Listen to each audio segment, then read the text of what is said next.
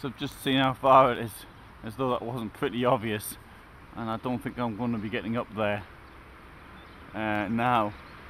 I'm not going to have enough time, which is a pity, so I really fancy going up there.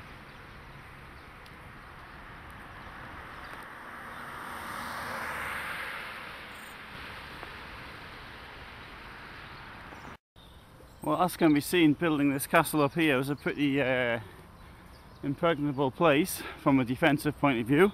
If it defended anything, that's something else completely. We'd be going the other way, I'll ask them for a lift.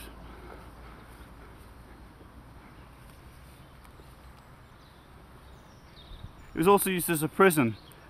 One of the leaders of the German peasants' revolt, Hans Müller, was imprisoned here in 1525. The German peasants' revolt, it's not something we know a lot about in the Anglo-Saxon world, but it was the largest uprising, popular uprising, certainly until the times of the French Revolution, if not one of the largest ever until the 20th century. 2 cars went past.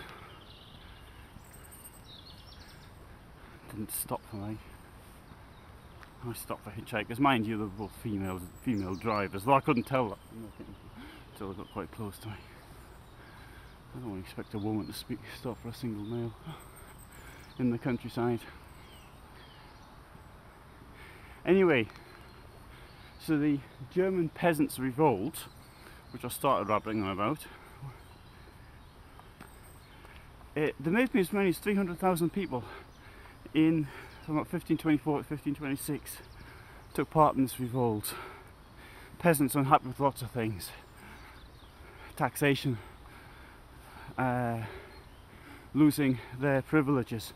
After the Black Death, which was in the 14th century, labour was at a premium, so the peasants gained a lot of rights. In England, this led to the Wat Tyler revolt in 1389 or thereabouts. In Germany, it took a lot longer, and one Hans Müller, he was a captain. He had been a captain in the French army or something. What a captain means, he was a mercenary, a soldier, and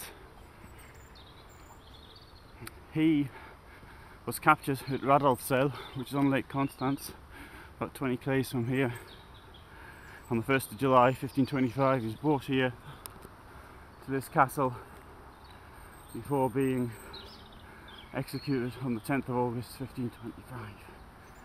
He was aged between 30 and 40. I don't know how old he was.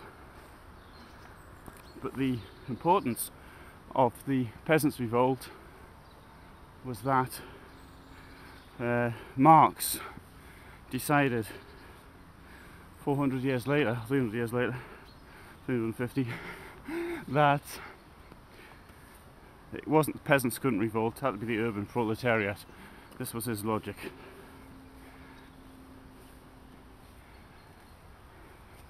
Of course, the peasants, although there was a lot of them, they had no military experience. But if they had any, very little. They had a sort of democratic way of going about it.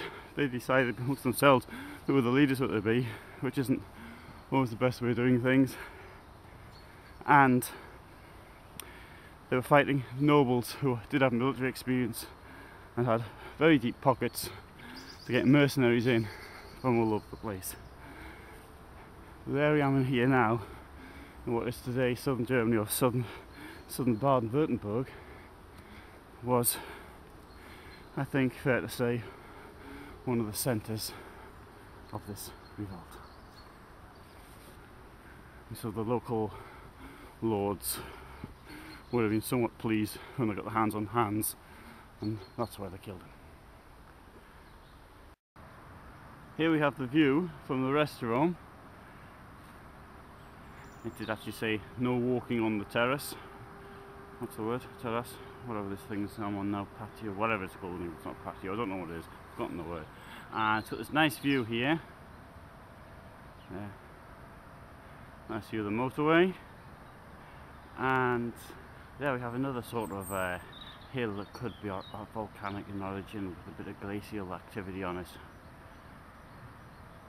Oh, it's great. Lovely view over Singen.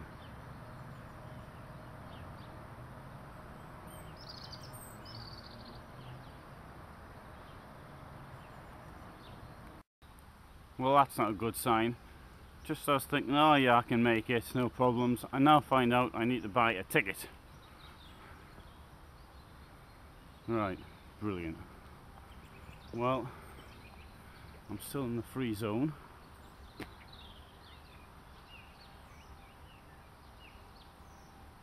I'm not going to get in the castle anyway. Oh dear. It's only another kilometre as well.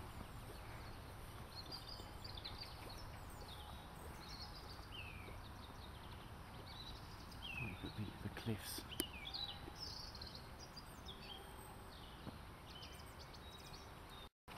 Well, unfortunately I've really got to be realistic, and that is a fair hike up, isn't it? I mean, let's face it, that's a fair but I've got some lovely views though. But what, from this point it must be what, 400 meters high, and it may well be 1 kilometer only, but I mean you're going up a gradient of 40% if that is indeed 400 meters. Might be a bit less, but not a lot less. I think I've got to be realistic about my capacity, and the path isn't going at 40%, it might be going up around 20% if that. So I think I'm going to have to turn back and oh well, anyway, if it wasn't for the work, I wouldn't have come here at all, so I can't complain. It's that nice farm, subalpine farm.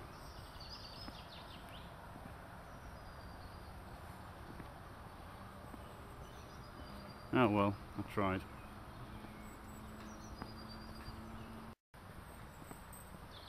Nice place for a hotel. Although last night I was talking about the Holiday Inn, which is comparatively new here, and they were saying to me that it's very good that it's there because it's a business hotel with certain facilities which others may not have, and there's a lot of nice hotels, but they don't have the facilities. Lots of business visitors to this place. 18% hill. This isn't the same way as I came. See something new.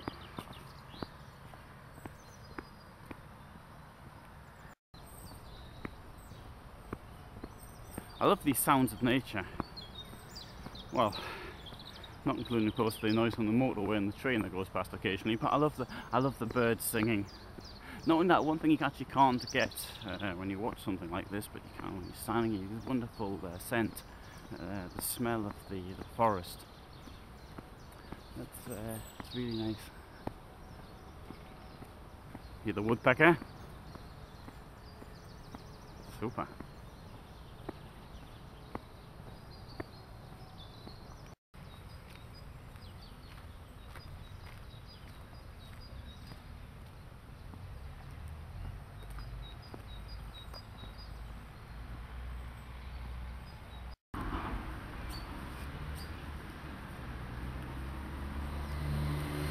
So I'm back in the town after a very nice walk. I can see kids are going to school by bike, and so now I still have to begin. Fun's over, work to begin.